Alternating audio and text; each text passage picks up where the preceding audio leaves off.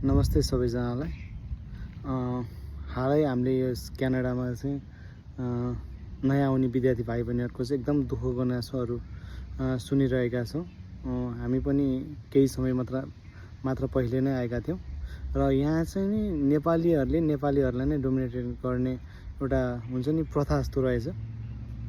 यो चाहिँ कसरी भन्दाखेरि चाहिँ नेपालीहरूले दुई तीनवटा कुराहरूमा चाहिँ नि नेपाली भाइ बहिनीहरूलाई चाहिँ एकदम दुःख दिएको पाइरहेको छ।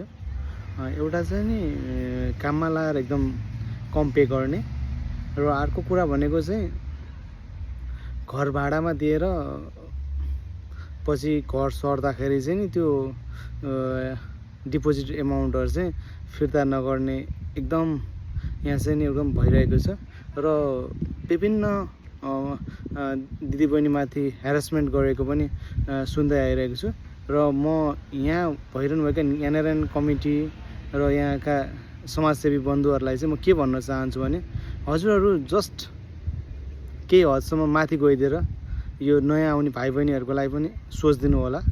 जस्ट यो म चाहिँ सामाजिक व्यक्तित्व, समाजमा मैले धेरै ठुलो कुरा गरेको छु भनेर चाहिँ नभनिदिनु होला। हामीले पनि नेपालमा हुँदा धेरै गरेका थियौँ र हामी यहाँ आएका छौँ, नयाँ छौँ, तर सोच त्यस्तो छैन हामीहरूको। र हजुरहरूले पनि क्यानाडा बसेर मसँग क्यानाडियन सिटिजन छ, यो छ ऊ छ, हामीले धेरै गरेका छौँ, नसम्झिदिनु होला। यदि हजुरहरूको रगतमा अझै पनि नेपालीपन छ भने प्लिज नेपाली दाजुभाइहरूलाई, दिदीबहिनीहरूलाई रेस्पेक्ट गरिदिनु होला। We need respect, we need fear. Thank you.